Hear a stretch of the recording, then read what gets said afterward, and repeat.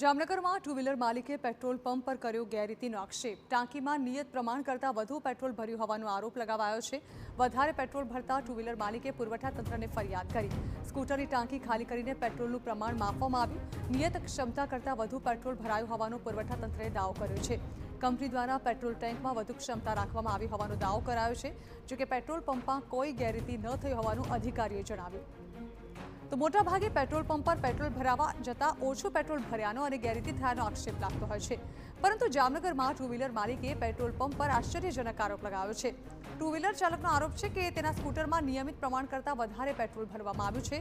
जे बाद two wheeler मालिके पुरवठा तंत्रने फरियाद करता स्कूटरनी टांकी खाली करीने पेट्रोलनुं प्रमाण मापवामां आव्युं। पुरवठा विभागनुं कहेवुं छे के पेट्रोल पंपना टेंकमां नियत प्रमाण करता वधु पेट्रोल पूरवामां आव्युं छे, कारण के कंपनी द्वारा मैन्युफेक्चरिंग वखते ज पेट्रोलनी टांकीमां वधारे क्षमता राखवामां आवती होय छे। आम पेट्रोल पंप द्वारा कोई गैररीति न थई होवाना पुरवठा विभागे खुलासो कर्यो छे।